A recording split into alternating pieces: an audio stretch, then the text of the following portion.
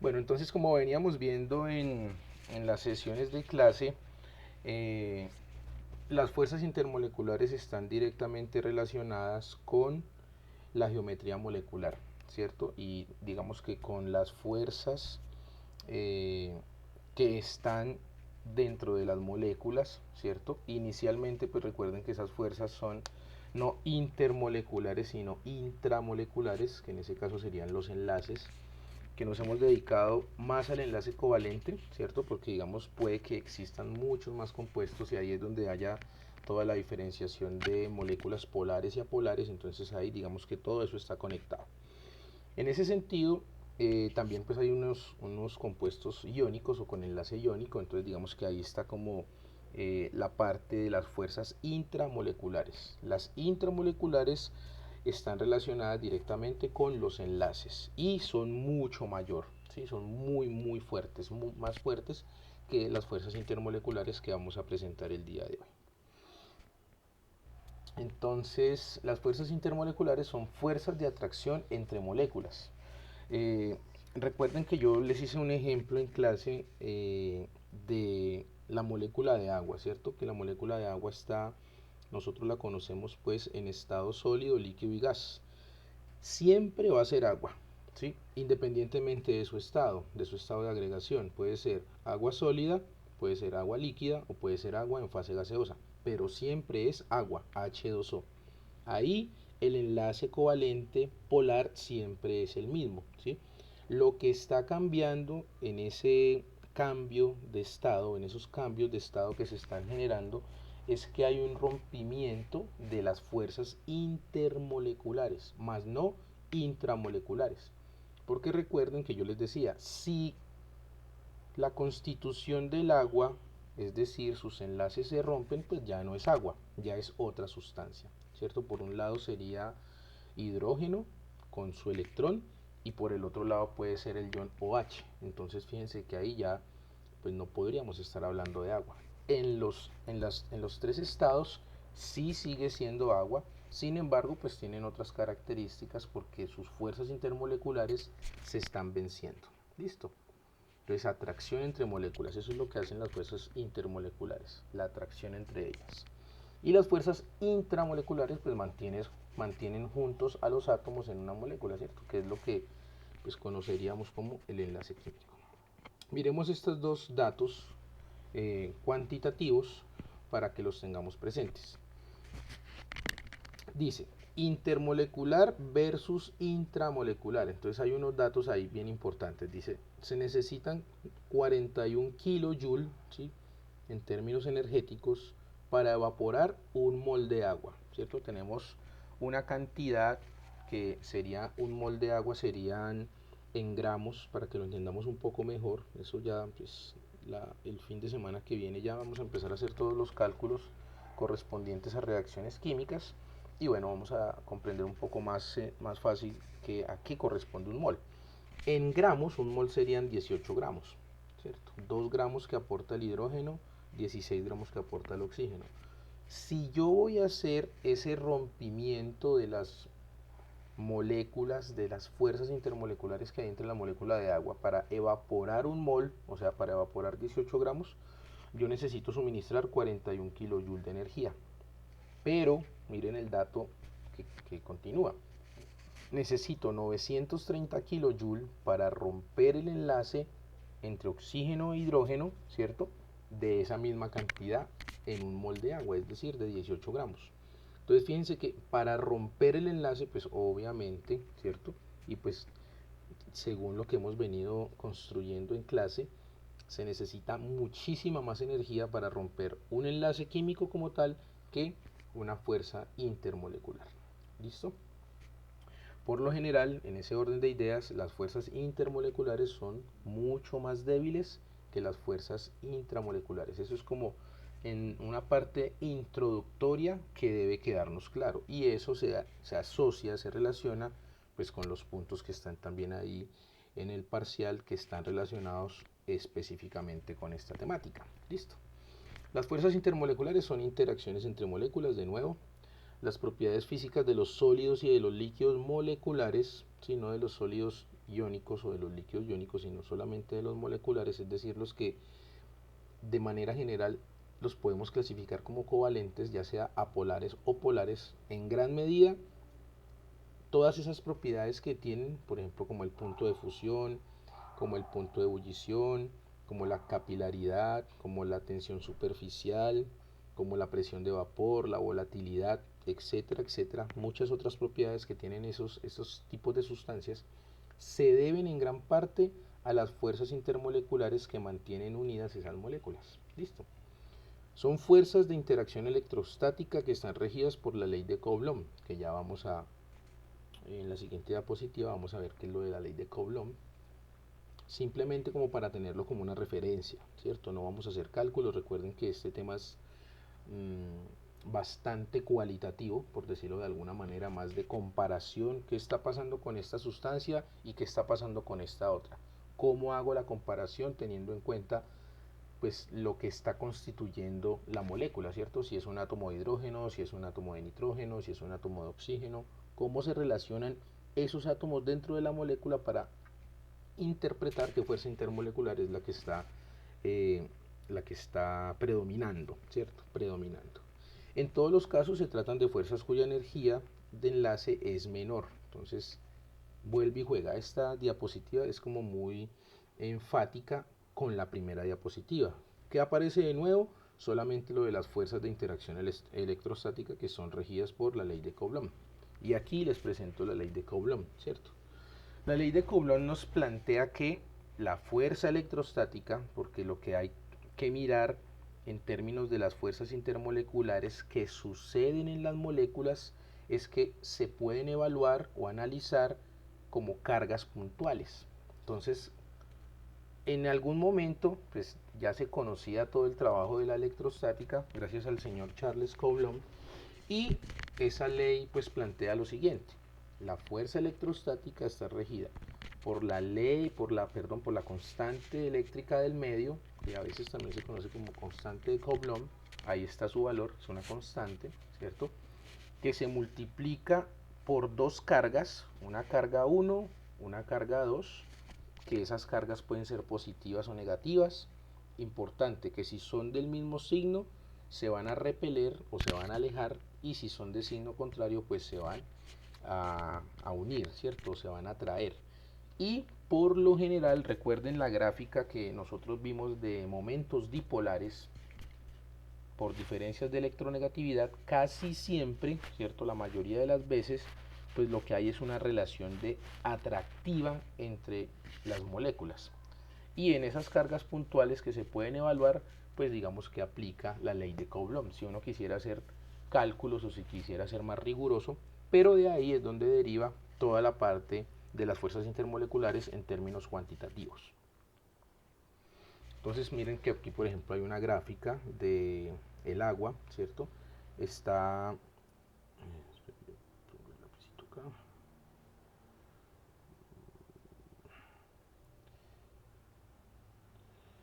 si sale el lapicito, me confirman.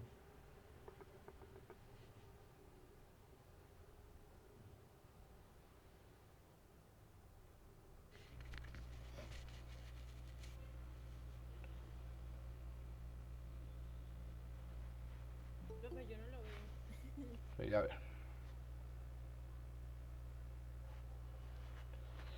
esperen un momentico que llegó alguien y tengo que darle acceso.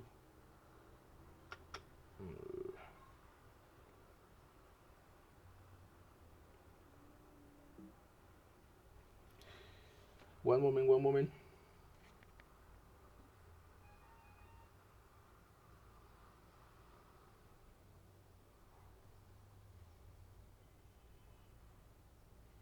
Espero yo miro el lapicito.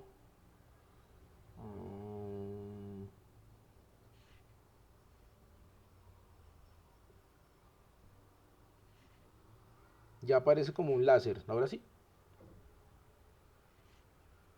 Sí, señor. Listo. Entonces, en ese orden de ideas, ¿cierto? Lo que estábamos hablando, relacionando pues con la ley de Coulomb, pues se ven como cargas puntuales esos momentos dipolares que se generan. El oxígeno, en este caso en el agua, pues es negativo, ya sabemos por qué, porque tiene mayor electronegatividad que el hidrógeno y se generan esos momentos de manera constante, ¿cierto? No son cargas netas, recuerden, porque son enlaces covalentes, pero pues ahí hay una generación importante de, de esas cargas puntuales que se podrían evaluar con la ley de Coulomb, como está aquí de esta forma, ¿cierto? Esto ya es un ejercicio clásico de ley de Coulomb pues en términos físicos. Están las cargas, pues si son de signo contrario se atraen, si son del mismo signo se repelen, se alejan, y uno puede evaluar a qué, cuál es el valor de la fuerza eléctrica entre esas cargas, obviamente teniendo el valor de las cargas y la distancia de separación en la que ellas pues están allí en la molécula. En este caso pues sería en términos moleculares. Listo. Eso es lo que debemos tener como en consideración en términos cuantitativos para entender un poco más pues cómo es esa generación de las fuerzas intermoleculares, porque de aquí en adelante pues digamos que todo es cualitativo. Entonces, hay unas fuerzas de intermoleculares que ya están definidas y son las siguientes. Están las fuerzas de dispersión de London, están las fuerzas dipolo-dipolo, están las fuerzas de puente de hidrógeno, la ion-dipolo y la ion-dipolo inducido. Esa es como la clasificación general. Listo. Entonces vamos a verlas.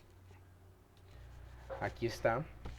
Este diagrama pues representa lo siguiente. Importante de acá es que hay una clasificación, digamos, un poco más específica. Son las mismas 5 que vimos con anterioridad en la diapositiva, pero hay unas que se denominan fuerzas de Van der Waals, que son dipolo-dipolo, dipolo inducido y las de dispersión de London.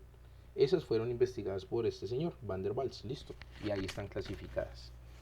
Por un lado, digamos, de manera independiente, están las ion-dipolo y por el otro, puente de hidrógeno. Esas son las que vamos a revisar, pues las que vamos a analizar. Entonces, en principio, están las fuerzas de dispersión de London, se presentan entre moléculas polares y también en no polares.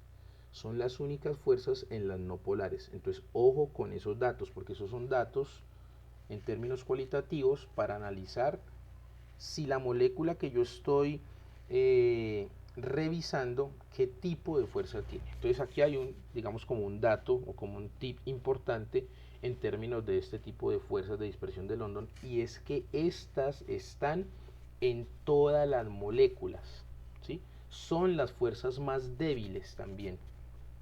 Entonces eso es importante que lo tengamos presente. Cuando hacemos comparaciones, así como algunos de los puntos del parcial que relaciona, pues, digamos, si tengo esta sustancia, por ejemplo, si tengo el agua y si tengo el dióxido de carbono, el CO2, ¿qué tipo de fuerzas presentaría? Entonces, el agua presenta unas fuerzas intermoleculares especiales, que son las de puente de hidrógeno, que ya vamos para allá, mientras que el dióxido de carbono, recuerden que esa molécula es lineal, ¿sí? La geometría es lineal, y a partir de que su geometría es lineal, automáticamente la molécula se vuelve apolar, no polar. Entonces, si yo hago un análisis de qué tipo de fuerzas tendría, únicamente tiene fuerzas de dispersión de London, que es lo que en teoría se plantea. Las únicas moléculas que tienen fuerzas de dispersión de London, haciendo, digamos, la excepción, porque recuerden que estas de dispersión de London la presenta cualquier tipo de moléculas, pero cuando ya uno hace la especificidad, solamente las no polares son las que se clasifican allí como de dispersión de London. Listo. Segundo punto ahí, al acercarse dos moléculas se origina una distorsión de la nube de electrones en ambos, generándose dipolos transitorios. Eso también puede suceder. Supongamos, está el dióxido de carbono, ¿cierto? Que es apolar. Tenemos el agua, que es polar. Si en algún momento esas moléculas tienen una combinación física, ojo, no química, no que vayan a reaccionar, sino solamente que se vayan a mezclar, ya sea en estado gaseoso, pongámoslas en estado gaseoso, que sería como más fácil. Entonces, como el hidrógeno y el oxígeno tienen unos dipolos, ¿cierto? Que son momentáneos, esos dipolos pueden causar una distorsión en la simetría que tiene el dióxido de carbono. Eso se puede generar.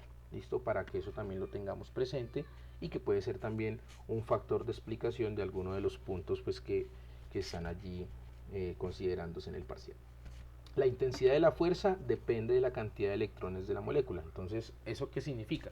Que entre más grande sea la molécula, así sea polar, entre más grande sea la molécula, así sea apolar, entonces significa que las fuerzas de dispersión de London van a ser mayores. ¿Listo? Porque la molécula es más grande.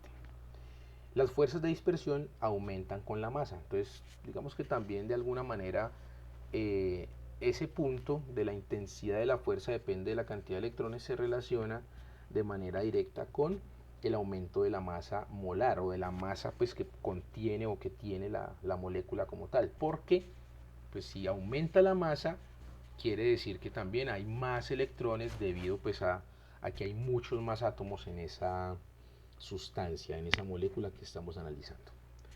Por acá, a mayor cantidad de electrones en la molécula, mayor polarizabilidad. ¿Qué es la polarizabilidad? Entonces es la distorsión que puede generarse en la densidad electrónica en la molécula. ¿Por qué? Porque también hay muchísimos electrones, no necesariamente en el niveles electrones de valencia, ¿sí? No necesariamente electrones de valencia, sino que en toda la constitución molecular puede que, como es muy grande, la cantidad de electrones sea mayor y eso hace que cause de alguna manera una distorsión. Entonces, ese es un concepto ahí como nuevo que no se había pues visto y es también, digamos, importante, la polarizabilidad, ¿sí? Como generar esa distorsión gracias a un momento dipolar, digamos, que es ajeno a la molécula propiamente dicha. ¿Listo? Entonces, todo eso hace que las fuerzas de dispersión de London puedan ser mayores. Número de electrones, bueno, más difusa la nube de electrón, lo que estábamos diciendo. Listo, entonces estamos con dispersión de London. Esa ya, ahí está la primera. Vamos con dipolo-dipolo. Las moléculas polares se atraen cuando el extremo positivo de una de ellas está cerca del negativo de otra. ¿Sí?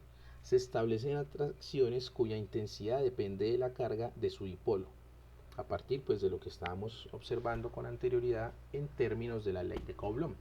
Entonces, cuando se genera una molécula con dipolos, pues obviamente que si vamos a hablar de dipolos tenemos que pensar en que la molécula es polar, ¿sí o no? Sabemos que si hacemos el análisis de una molécula diatómica, es decir, que solamente hayan dos átomos, para clasificarla como polar y que hayan dipolos, pues debe haber una diferencia de electronegatividad. Listo, debe haber una diferencia de electronegatividad. Eso ya lo debemos tener presente y comprender. Eso por un lado. Recuerden que si la molécula es más grande, está relacionado directamente con geometría molecular para predecir si la molécula es o no polar. Recuerden en términos de los vectores, en términos de su geometría, cómo se puede hacer el análisis para que esa molécula pueda ser polar. Es muy sencillo cuando solamente son dos átomos dentro de mi molécula, ¿cierto? Pero cuando no, pues también el análisis yo lo puedo hacer de dos maneras. Hago el análisis de cada uno de los miembros constituyentes de mi molécula, de los átomos, ¿cierto? Y luego hago el análisis de la geometría. Si eso genera una polaridad en mi molécula, pues eso quiere decir, eso significa que hay dipolos dentro de la molécula. Así como se observa aquí en esta gráfica, pues de manera muy sencilla. ¿Listo? Ese es el análisis que uno debe hacer en ese sentido. ¿Listo? Y pues tener en cuenta que hay que esos dipolos pues me pueden generar ya sea atracción o repulsión, pero lo importante es reconocer que si los hay, pues mi molécula va a ser polar. Listo. Viene una que es bien importante, significativa, y era también de lo que les hablaba en algún momento de que el agua es especial, y quizás es especial porque presenta este tipo de fuerza intermolecular, ¿cierto? Es una fuerza intermolecular, en principio, dipolo-dipolo, pero es especial, ¿sí? Es especial. ¿Por qué es especial? Miremoslo. Son un tipo especial de fuerza de atracción dipolo-dipolo, ocurren moléculas muy polares que poseen átomos muy electronegativos, o sea, después de que los científicos que se encargaron de estudiar toda esa parte de las fuerzas intermoleculares se dieron cuenta que habían comportamientos extraños, ¿cierto? Que no era lo habitual o que no era la tendencia que ellos esperaban, hicieron un análisis, digamos, más profundo en función de que esta no era simplemente una fuerza intermolecular dipolo-dipolo, sino que además de eso, pues tenía unas consideraciones específicas. Y esas consideraciones pues se daban en que solamente se daban con los elementos más electronegativos de la tabla periódica, como el flúor, el oxígeno y el nitrógeno. Esos elementos unidos con el hidrógeno hacen posible que haya una atracción dipolo-dipolo pero especial, y le colocaron, digamos, un nombre específico y son los puentes de hidrógeno. Importantísimo en términos químicos, ¿cierto?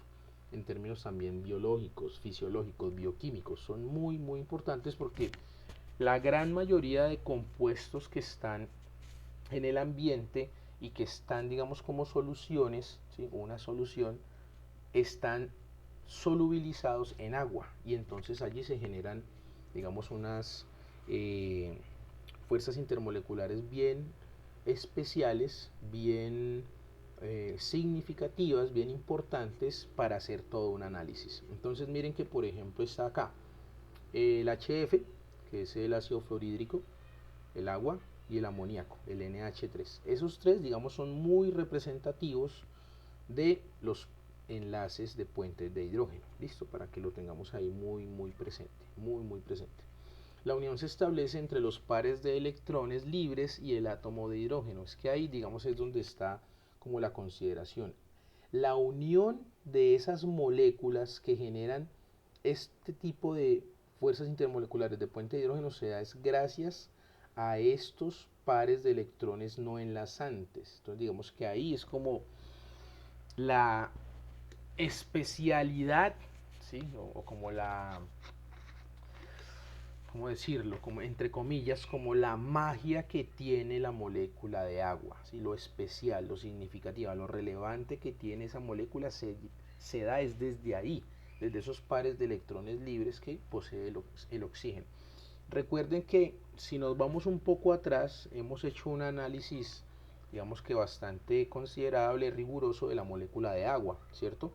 Sabemos lo de la estructura de Lewis, cómo llega el oxígeno con su configuración electrónica, debemos comprender lo de los orbitales atómicos, lo de los números cuánticos, lo mismo el hidrógeno, que es el más sencillo, ¿cierto? Que solo tiene un electrón y que se une con el oxígeno. Ya tenemos ese conocimiento de qué manera adopta la geometría que tiene el agua, ¿cierto? Y digamos que todo eso llega cuando ya tenemos realmente la molécula de agua, es decir, agua en estado líquido, agua en estado sólido, agua en estado gaseoso. El comportamiento que se refleja es debido a que esa molécula presenta puentes de hidrógeno. Ya vemos una gráfica con algunas consideraciones para que lo entendamos un poco mejor, y también digamos que de ahí partió todo el análisis que se hizo a este tipo de atracción especial dipolo-dipolo. Ojo con este dato, son fuerzas intermoleculares muy intensas y permanentes. Entonces digamos, si hacemos un orden de intensidad en términos de las fuerzas intermoleculares, la más baja intensidad en las fuerzas sería London, hasta acá. Luego seguiría en ese orden dipolo-dipolo. Luego sigue puente de hidrógeno. Es decir, puente de hidrógeno es mayor que dipolo-dipolo y mayor que London, para que tengamos eso en cuenta. Porque en el parcial se pregunta eso, ¿cierto? Pues no se pregunta, calcule la fuerza intermolecular, no. Se pregunta es con respecto a estos, qué se genera, qué fuerza intermolecular se genera, por qué, ¿cierto? Más desde la explicación, desde la parte conceptual de lo que sucede con la molécula. Entonces miremos esta gráfica que es bien representativa. Y que gracias a ese tipo de comportamientos es que estudiaron con más rigurosidad ese tipo de moléculas y se dieron cuenta que no podía ser un dipolo-dipolo normal, que tenía que ser algo ahí, pues algún comportamiento raro que se está generando allí.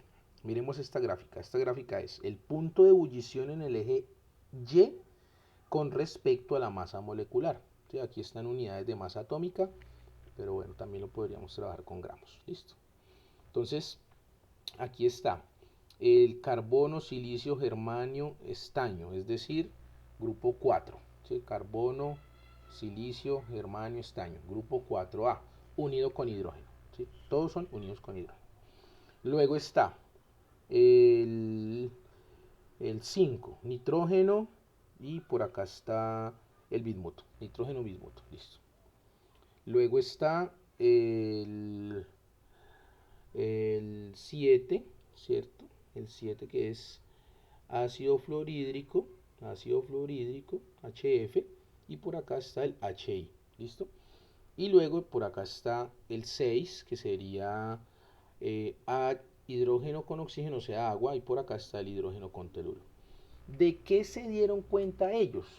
Miren el comportamiento. Este comportamiento que estoy señalando acá, digamos, es un comportamiento habitual dentro de las tendencias que deberían generarse con el aumento de la masa molecular y el aumento del punto de ebullición de esas sustancias. Digamos, hasta ahí, este comportamiento sería normal. ¿Listo? Los que están por acá en la mitad también serían normales. La tendencia es normal. Pero, ¿qué sucede con estos que están acá? Ellos deberían comportarse de esa misma forma. Y, oh sorpresa, son menos en masa molecular y tienen mayor punto de ebullición. Entonces ahí fue que dijeron, algo raro está pasando acá. ¿Listo? ¿Qué es ese algo raro? Esa explicación está detrás de los puentes de hidrógeno que se generan gracias a lo que está aquí en esta gráfica, ¿cierto? Miren que acá está por ejemplo el agua, aquí se genera esos puntos rojos que están ahí, ese diagrama, esos punticos rojos, lo que están interpretando o lo que están representando es el puente de hidrógeno que se genera entre, por ejemplo, en este caso, el oxígeno, ¿cierto? Y el hidrógeno que está aquí al lado. Recuerden que si tenemos una botella de agua, pues eso son trillones de moléculas lo que se está generando allí, ¿cierto? No es solamente una molécula. Nosotros, pues para la parte práctica y para entenderlo de una mejor manera, pues solamente tomamos como referencia una molécula, pero esos, hagan de, piensen por un momento los que han ido a una piscina, los que han ido al mar, los que han ido a un río, a un lago grande. Imagínense cuántas moléculas de agua hay eh, en esos lugares, ¿cierto? Pues imagínense solamente por un momento, o sea, eso es incontable, ¿cierto? Inconmensurable, como podría decirse. Entonces, ese tipo de características que posee el agua, que son únicas debido a los puentes de hidrógeno, pues se los da esa condición. Si hacemos el análisis del HF, del ácido fluorhídrico, entonces lo mismo. Fíjense que los puentes de hidrógeno se generan en los enlaces, en los pares de enlace, más bien en los pares no enlazantes. Lo mismo pasa con el amoníaco. Miren que el amoníaco también, digamos, le hemos trabajado un poco, ¿cierto? El HF pues es sencillo porque es diatómico, recuerden.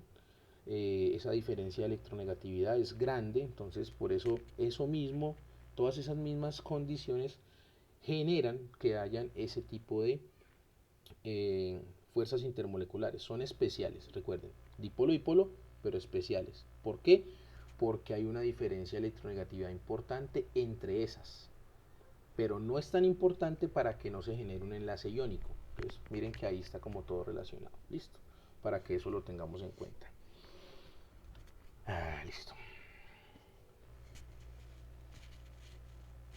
También es importante reconocer que este tipo de fuerzas intermoleculares pues no solamente es que se presenten en el agua, ¿cierto? No solamente es que se presenten en el ácido fluorhídrico, en el HF o en el amoníaco, en el NH3, sino también tienen una aplicación muy importante en toda la parte de sustancias orgánicas, como por ejemplo los ácidos orgánicos, es decir, los ácidos carboxílicos, y también en los carbohidratos.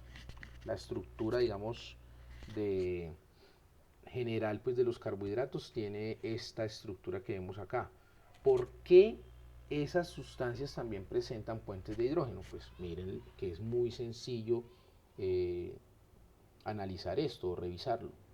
Siempre hay por ahí un oxígeno y un hidrógeno. Recuerden que uno no siempre pinta estos dos o estos cuatro enlaces acá, estos cuatro electrones, perdón, del oxígeno, sino que ellos están ahí.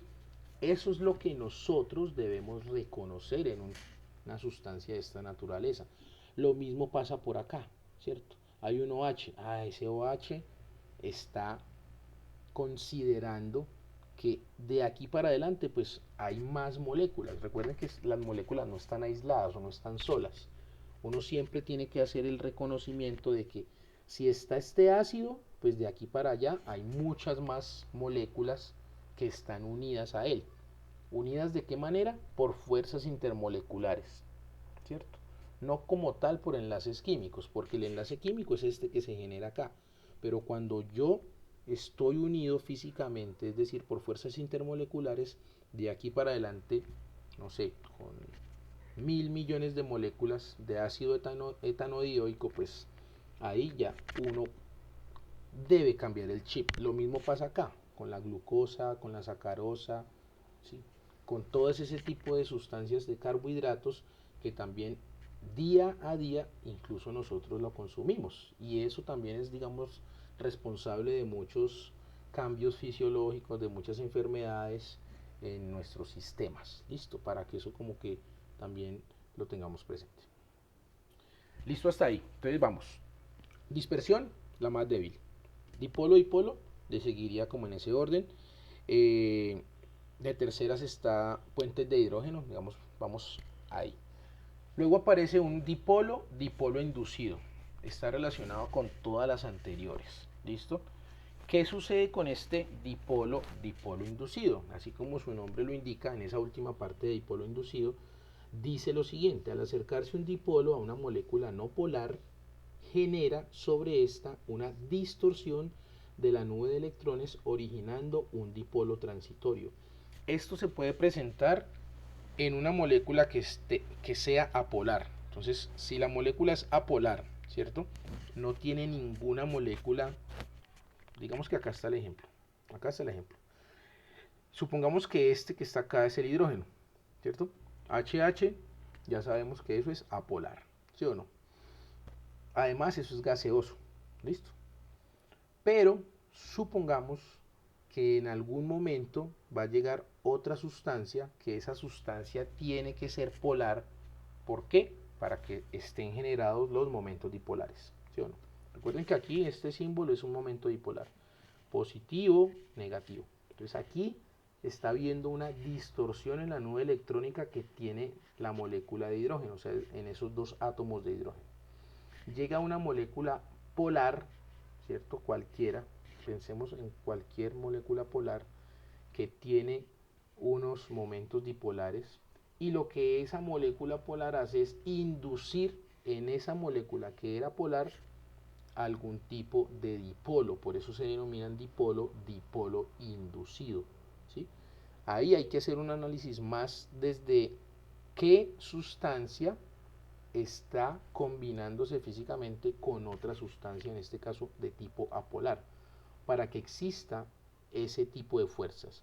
De lo contrario sería siempre, si yo solo hago el análisis y me paro acá, siempre sería tipo de fuerza de dispersión de London. Pero si hay un dipolo por ahí, una sustancia que me modifique esa distorsión electrónica, ya no puedo hablar de dispersión de London, ya lo que tengo que hablar es de dipolo, dipolo inducido. Listo, para que lo tengan muy presente también. Listo, en ese orden vamos, digamos, estamos haciendo como un orden lógico también en aumento de fuerzas. Llega una fuerza que es muy importante y es la fuerza ion-dipolo.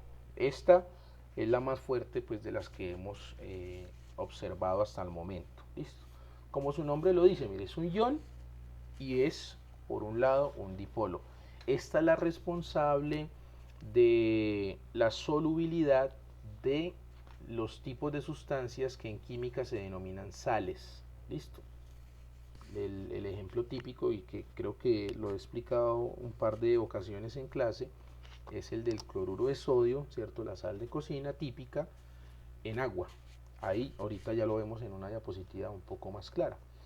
Eso se debe, esa solubilidad o esa creación de esas soluciones se debe gracias y específicamente a este tipo de fuerza.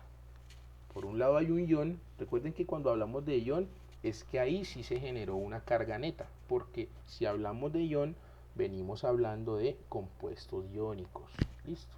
Y si por el otro lado hablamos de un dipolo, eso quiere decir que hay una molécula que sea apolar y está generando con uno de sus dipolos, con uno de sus momentos dipolares momentáneos, ¿cierto? Está generando esa unión y por lo tanto genera esa fuerza denominada fuerza ion-dipolo. Son atracciones entre un ion y el polo de carga opuesta de una molécula polar. La magnitud de la atracción aumenta con la carga del ion y con la carga del dipolo. De esa manera aumenta. Listo. Ahí hay una gráfica pues muy representativa. Uno podría decir acá está el ion como tal. Este sería el ion, ¿cierto? Digamos, no sé, ion sodio, porque el sodio queda positivo cuando entrega su electrón, recuerden. Y supongamos que esto que está acá de manera pues representativa, los negativos, pues digamos sería de alguna manera, si hacemos el análisis con respecto al agua, pues serían los oxígenos. Miren que por aquí aparece un positivo, ¿sí? Y aquí también aparece un positivo. Recuerden que también existen cargas que se repelen, ¿sí? Cargas de atractivas y no atractivas. Esta sería de no atracción, pero de todas maneras ella va a estar ahí. Porque a pesar de que lo que se busca, digamos, en la naturaleza de las fuerzas de ion-dipolo es que haya más atracción que repulsión, pero como las moléculas son dinámicas, pues también a ellas les queda muy complejo en la cantidad de moléculas que hay decir, no, es que yo solamente me voy a acercar al ion por el lado de la carga negativa. También recuerden que hay fuerzas repulsivas, teniendo en cuenta pues lo de la ley de Coulomb. Esperen que creo que llegó alguien por aquí para darle acceso. Un momento. One moment.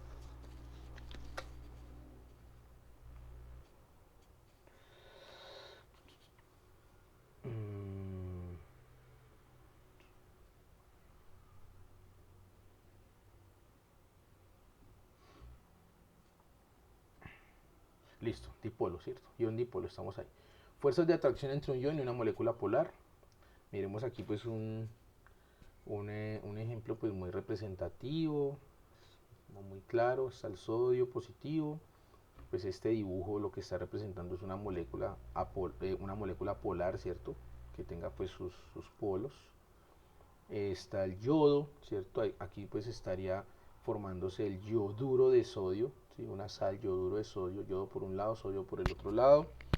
Se entregan los electrones, el sodio entrega su electrón, por eso queda positivo, el yodo lo recibe, queda negativo. Y mientras tanto, pues en la parte del dipolo de la sustancia polar, de la molécula polar, pues se está generando eso. Eso es como muy representativo, muy esquemático, ¿sí? Miremos un análisis un poquito más desde lo que hablábamos de la solubilidad de la sal. Eso puede ser pues también muy esquemático, pero nos sirve porque es claro. En primera instancia ese proceso se denomina solvatación, que es el proceso mediante el cual un ion o una molécula se rodea por moléculas del disolvente de una forma específica. Así es que se generan las soluciones pues realmente en términos teóricos para entenderlas.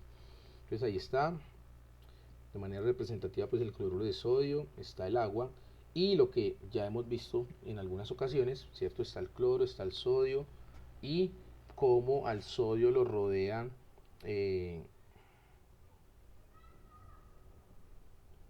cómo al sodio lo rodea pues por el lado negativo sería el oxígeno, mientras que al cloro por el lado positivo pues lo están rodeando los hidrógenos. Listo, como para que eso lo tengamos presente. Y esa puede ser una explicación si digamos hay algún punto del parcial o desde el punto de vista conceptual, ya para que ustedes comprendan cómo es que se genera todo tipo de sal, ¿cierto? No solamente de procesos de solvatación de las sales en agua específicamente, ¿cierto? Cuando ya son otros solventes, como por ejemplo el benceno, ¿sí? El tolueno o otro tipo de solventes orgánicos, la gasolina, ¿sí?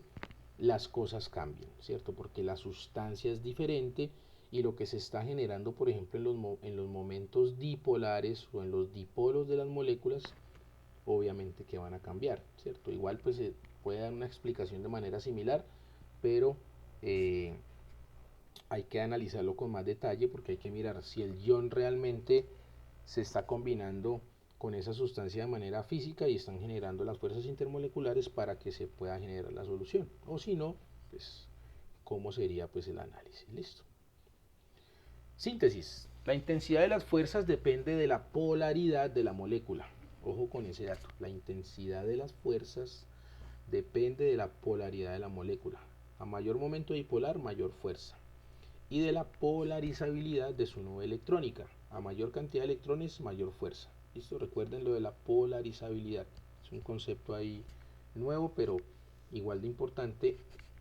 Principalmente si hacemos el análisis de fuerzas de dispersión de London. ¿Listo? Fuerzas de dispersión de London. Las fuerzas de London están presentes en todas las moléculas, recuerden. Las fuerzas dipolo-dipolo se suman a las de London. Las de puentes de hidrógeno se suman también a las de London. Y ninguna de las fuerzas es más intensa que los enlaces iónicos o covalentes. Listo, recuerden. Los enlaces es unión entre átomos. Mientras que las fuerzas intermoleculares pues son fuerzas que se generan de manera intermolecular para que las especies existan en sus estados y puedan, digamos, explicarse algún tipo de propiedades. Eso es, digamos, lo importante. Ojo con estos datos que lo pueden, digamos, enredar a uno, ¿sí? O confundir a uno un poco, lo de las fuerzas de London. Recuerden que las fuerzas de London están en todas las moléculas. Entonces, por ejemplo, si el punto dice agua, ¿cierto?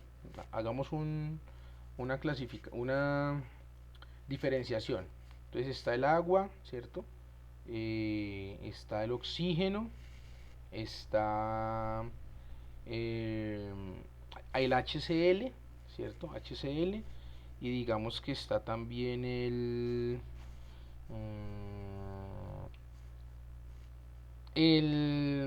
argón, digamos están esos, ¿cierto?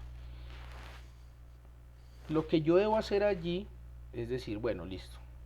Yo no puedo poner siempre en todas que todas tienen London, porque bueno, está bien, pero necesitamos especificar realmente cuáles son las que predominan, ¿sí? Eso es importante también tenerlo presente. ¿Cuáles fuerzas intermoleculares son las que predominan en la sustancia que yo estoy analizando? Entonces, en ese sentido, el agua, de una vez, nosotros la clasificaríamos como que puentes de hidrógeno, ¿sí? La clasificamos allá, en esa parte, listo. Yo digo oxígeno. Ah, bueno, listo. El oxígeno es no polar, ¿cierto? No polar. Si hago el análisis, yo digo, bueno, lo más específico para el oxígeno sería fuerzas de London, de dispersión de London, porque es no polar. Listo. Lo clasifico allá. Pero resulta que también está el argón. El argón también es no polar, ¿cierto? Está como solo un átomo. Si yo ya comparo, me pongo a comparar y digo, bueno, ¿quién de estos dos tiene mayor fuerzas de dispersión de London? Porque los dos la tienen, ¿cierto? Pero yo lo que tengo que identificar es quién tiene más o bueno, quién tiene menos. Sería lo mismo, ¿cierto? ¿De qué depende eso? Recuerden de este concepto, la polarizabilidad. Es decir, entre más electrones tenga esa sustancia, digamos en este caso solamente estamos comparando átomos, ¿cierto? Un átomo de oxígeno y un átomo de argón. Entonces vamos y miramos y hacemos la comparación y decimos, ah bueno, como este tiene mayor número de electrones, porque igual también su masa es mayor, representa que tiene mayor dispersión de London. Listo, para que eso, ese es el análisis que hay que lograr hacer. Y también por allí estaba en el ejemplo que les coloqué el HCl, ¿cierto? HCl. Ah, bueno, es polar, ¿cierto? HCl. El hidrógeno tiene 2.1, el cloro tiene 3 de electronegatividad. Esa diferencia me da 0,9 y se generan unos dipolos. Entonces esa sería dipolo-dipolo. Listo, miren, ese es el análisis que hay que hacer con las sustancias que están allí en el parcial y bueno, en las sustancias pues que ustedes vayan a analizar de aquí en adelante en términos químicos. Miremos esta gráfica que también es muy representativa, muy esquemática para hacer el análisis. Dice acá, moléculas o iones interactuantes. Entonces, ¿participan iones? Vámonos por este lado. Sí participan iones. Entonces, ¿están presentes moléculas polares y o iones? Si la respuesta es sí, después de ese análisis, pues la fuerza va a ser ion dipolo. Miren lo que dice acá. Bromuro de potasio, potasio bromo, es una sola sustancia. Miren que acá lo que yo tengo que identificar de una vez en estos momentos es que como esta sustancia es iónica, recuerden, el bromo está en el grupo 7A, el potasio está en el grupo 1A, es decir, que están a los extremos de la tabla periódica y generan un compuesto iónico. Listo. Ese compuesto iónico va a generar iones y se va, digamos, a solubilizar en agua. Esa es la unión que se está dando. Si yo solamente voy a hacer el análisis del bromuro de potasio, pues yo no puedo decir qué tipo de fuerzas intermoleculares tiene, porque él de por sí tiene un enlace iónico. Entonces ahí cambia, digamos, todo lo que hemos hablado el día de hoy. Listo. Bromuro de potasio, pero tiene que estar en interacción con agua para que genere, por un lado, el agua genera los dipolos y el bromuro de potasio genera los iones. Y ahí forma eso. Listo. Vamos entonces por acá. ¿Participan iones? Entonces me dice que no. Dice, ¿participan moléculas polares? No, solo fuerzas de London. Ese es el análisis que hay que hacer. Listo. Por acá está el argón líquido, está el yodo sólido. ¿Participan iones? ¿Participan moléculas polares? Sí. Entonces, ¿hay átomos de hidrógeno unidos a átomos de nitrógeno, flúor, oxígeno? Sí, puentes de hidrógeno. No, fuerzas dipolo-dipolo. Y pare de contar. Ahí está. Listo.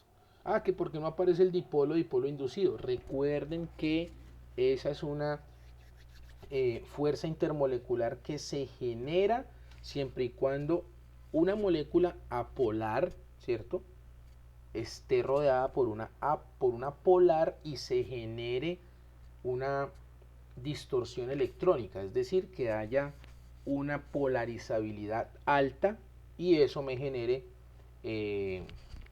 una condición pues de un dipolo por parte de la molécula polar que induce a la molécula apolar, por eso sería dipolo-dipolo inducido. Listo.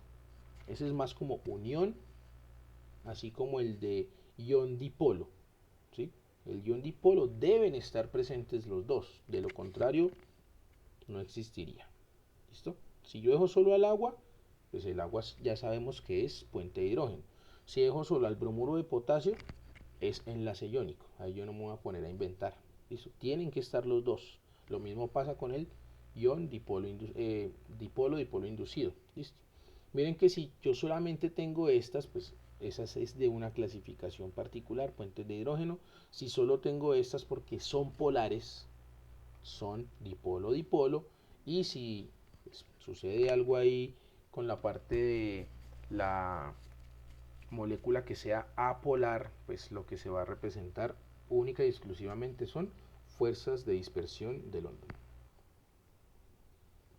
Relación entre los puntos de fusión y de ebullición y las fuerzas intermoleculares. Entonces, para que se produzcan estos cambios de estado, deben vencerse las fuerzas que mantienen unidas a las moléculas. Recuerden el ejemplo clásico y típico del agua, que ya lo hemos analizado en varias ocasiones.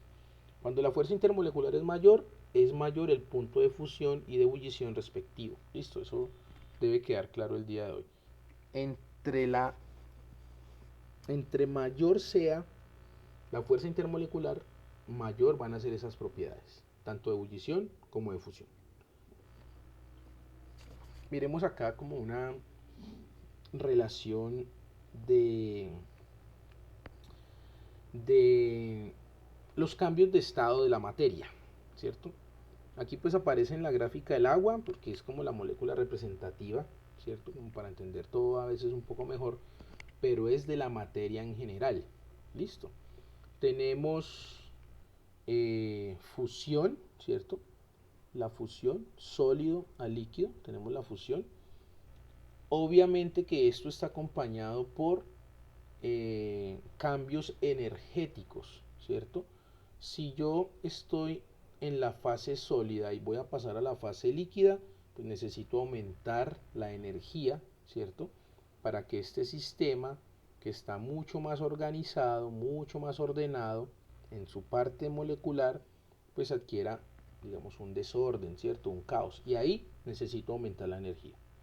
Lo mismo sucede si yo ya estoy aquí, ¿cierto? Y voy a hacer el proceso de evaporación, voy a pasar de líquido a gas, necesito seguir aumentando la energía. Pero si yo lo que voy a hacer es lo contrario, voy a condensar, es decir, estoy en la parte gaseosa, ¿cierto? En el estado de agregación gaseoso, y me voy a devolver a organizar de nuevo esas moléculas, es decir, de pasar de un gas a un líquido, hacer ese proceso de condensación, pues ya el término de aumento de energía va a cambiar, porque el proceso cambia, es el proceso contrario, es decir, que ahí debo disminuir la energía hasta alcanzar el estado de agregación líquido. Y lo mismo hacia atrás, ¿cierto?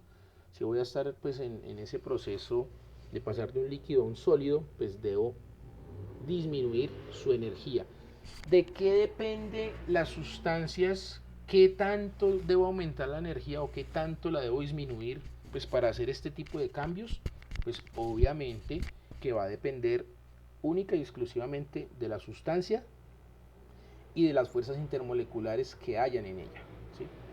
Entre más alta sea la fuerza intermolecular, pues más difícil va a ser pasar, por ejemplo, de sólido a líquido o de líquido a gas, ¿sí? Si la fuerza es pequeña, si la fuerza intermolecular es pequeña, pues digamos que también los cambios energéticos van a ser pequeños. Entonces, digamos que todo eso va de la mano, ¿cierto? Por aquí hay uno que es directo, que es sólido a gas sin pasar por el líquido, ¿cierto? Ahí pues hay que hacer en términos experimentales unos acomodos, principalmente en términos de presión, para que no pase por el líquido, y la deposición, que sería el caso contrario, de un gas a un sólido sin pasar por el líquido. ¿Eso se puede hacer? Sí, claro que se puede hacer. Únicamente hay que tener en cuenta cambios energéticos y, en este caso, cambios en la presión del sistema. Listo, del sistema de referencia que estemos tomando en cuenta. Recuerden que esto no es solo para el agua, esto es para toda la materia. Lo único es que siempre aparecen los dibujos del agua porque es como lo que uno más se conecta para entender un poco, porque es lo que realmente conocemos.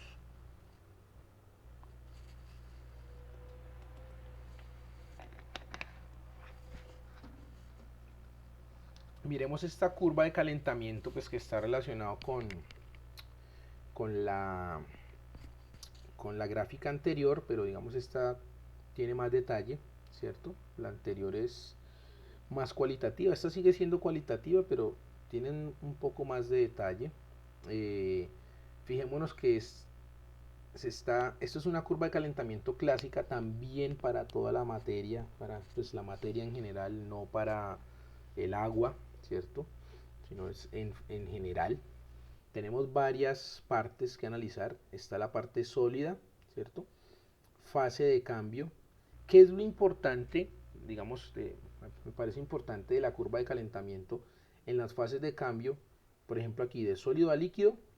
Para que eso se llegue a generar, debe haber un equilibrio termodinámico, y eso es muy importante, ¿cierto? Por ejemplo, yo tengo acá en la parte sólida, pues vamos a hacer el análisis con el agua. Yo tengo acá 18 gramos agua en estado sólido, ¿sí? O sea, un mol. Vamos a suponer que un cubo va a pesar eso, un mol, 18 gramos, listo.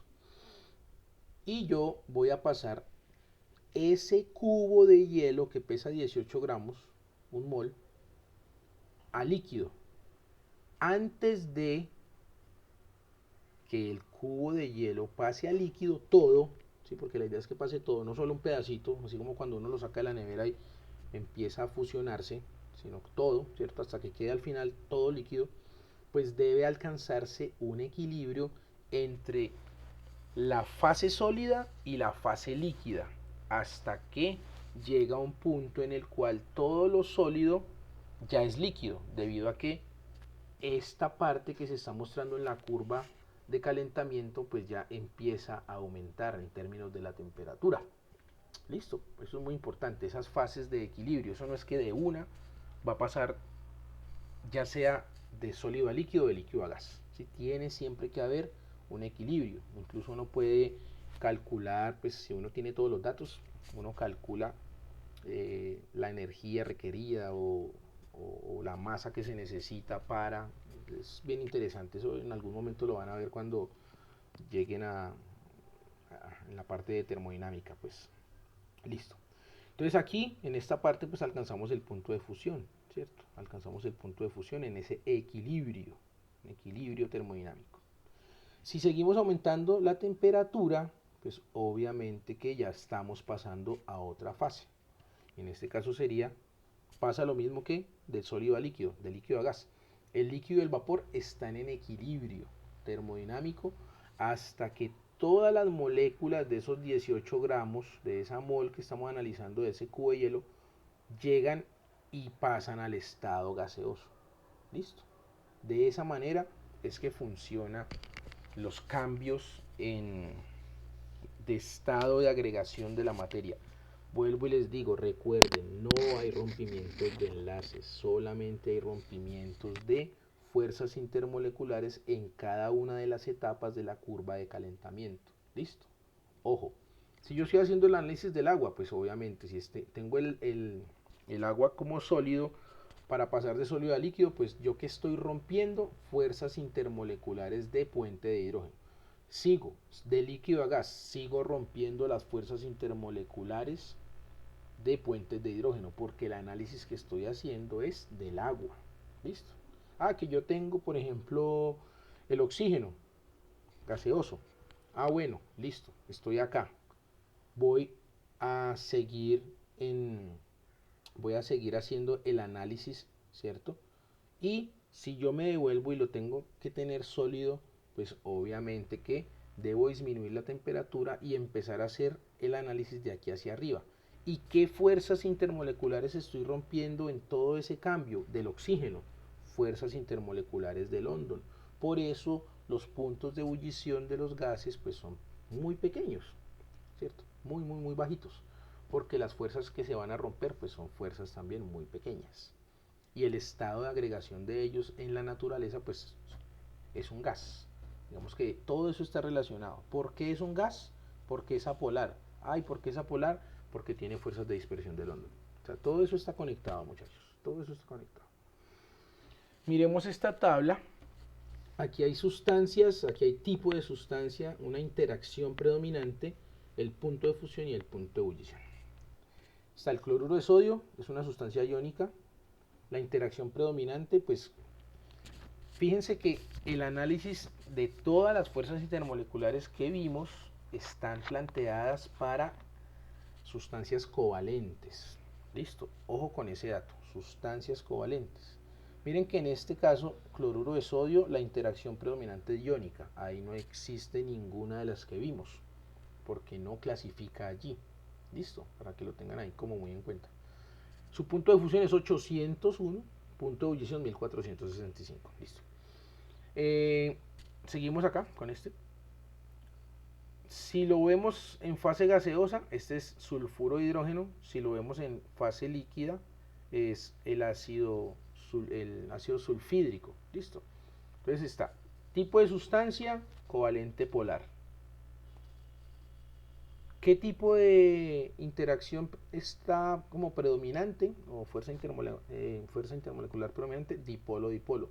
Y miren los datos, punto de fusión, punto de ebullición. Obviamente, si lo comparamos con la sustancia iónica, son muy bajitos, ¿cierto? Muy bajitos.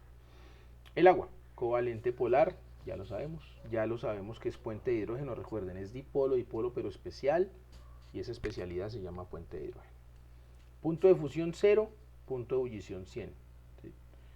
Digamos que si comparamos estas dos, que son covalente polar, y que esta es dipolo-dipolo, y digamos que esta también podría clasificar como dipolo-dipolo, pero ya sabemos pues que tiene una condición especial, miren que los valores son bien diferentes, ¿cierto? Que esas eran las condiciones que los científicos en su momento no entendían. ¿Cómo es posible que esta molécula, siendo pequeña, siendo sencilla, ¿sí? Porque solamente son 3 átomos, resulte que tenga estos valores tanto de punto de fusión como de punto de ebullición? Ya sabemos a qué se debe, listo, puentes de hidrógeno. Tenemos esta CH4, recuerden que si hacemos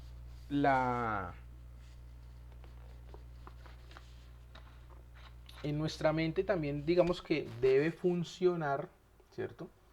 Luego de todo eso que vimos de geometría molecular, reconocer que esta es covalente no polar. Recuerden que uno hace estructura de Lewis, porque estas de acá son de 2 átomos, ¿listo? Está bien. Pero aquí ya se puede volver compleja el asunto, ¿cierto? Hacemos la estructura de Lewis, hacemos geometría molecular y nos damos cuenta que es covalente no polar, ¿cierto? Porque recuerden que existe una simetría, está un tetraedro y allí no se generan vectores resultantes y por lo tanto no hay polaridad y la molécula es covalente no polar. ¿Listo? Fuerza de London, listo, fuerza de London, 10 electrones. Miren los valores, punto de fusión menos 182.5 y el de ebullición menos 161.6. Muy bajitos, ¿por qué? Pues porque es London, porque es no polar, listo. Miremos este, covalente no polar también. Miren que también es carbono-carbono, aquí también hay 4 átomos que están rodeando ese carbono, pero ojo, aquí está rodeándolo un cloro, 4 cloros, perdón, y aquí son 4 hidrógenos. Entonces miren cómo cambian los valores. También es London porque es covalente no polar, ¿cierto? Pero miren que la constitución en términos electrónicos son 74 electrones. Eso significa que en términos del punto de fusión tiene menos 23. Miren la cantidad, son 160 más o menos, ¿cierto? De diferencia, 160 grados. Y acá el punto de ebullición es alto, ¿cierto? Y también pues digamos que empezando que el tetracloruro de carbono es un líquido, mientras que este es un gas. Entonces todo eso va de la mano. Y tenemos también el neón, tenemos pues que es un átomo, tenemos que es London también, tenemos que son 10 electrones y tenemos estos valores, menos 249 y menos 246, ¿cierto? Por la misma constitución. Miren que acá tenemos 10 electrones y acá tenemos 10 electrones. Pero ¿qué sucede? Pues que aquí solamente hay un átomo, mientras que aquí hay 5 átomos y los valores se modifican, cambian, listo, como para que todo eso lo tengamos presente. Miremos como otro tipo de ejemplo por acá. ¿Qué tipo de fuerzas intermoleculares existen en cada una de las siguientes moléculas? Pues que apunta a lo que estábamos viendo, ¿cierto? En términos pues de un par de puntos del parcial. Hacemos el análisis del ácido bromídrico, del primero. Ácido bromídrico, ¿cierto? Es una sustancia polar, tiene fuerzas dipolo-dipolo que predominan. Hay también dispersión entre las moléculas, o sea, también existen las de London, pero las que predominan son las dipolo-dipolo. Recuerden, bromo tiene más, creo que el bromo es 2,5, creo, si no me falla la memoria.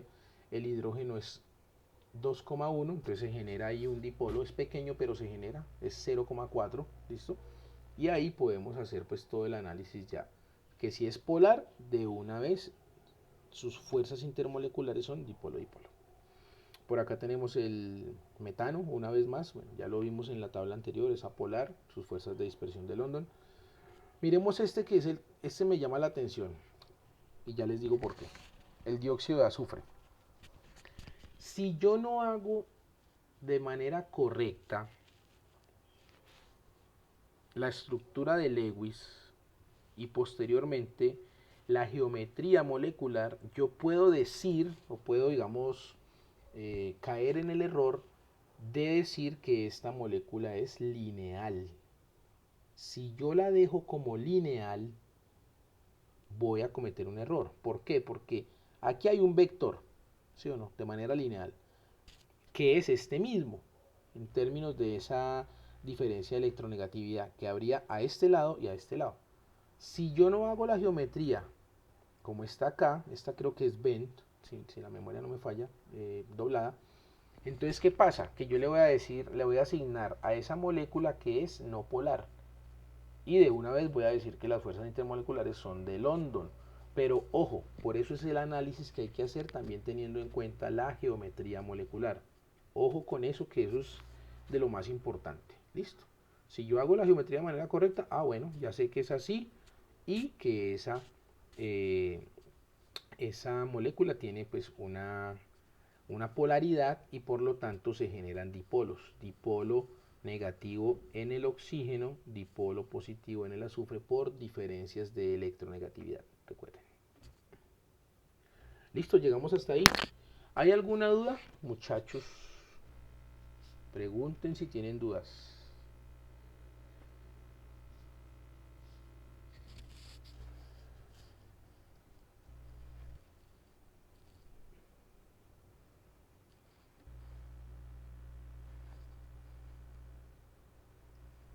¿Ninguna?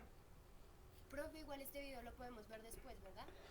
Pues esa es la idea, que ya me voy a poner a hacer la tarea para colgarlo y dejárselos ahí. Ah, ok, muchas gracias. Porque siempre es como mucha información, entonces es como que no se queda tan rápido en la cabeza. Es mucha información, es mucha información. ¿Dudas? ¿Alguna inquietud? ¿Ninguna? Bueno, ya voy a dejar de grabar entonces.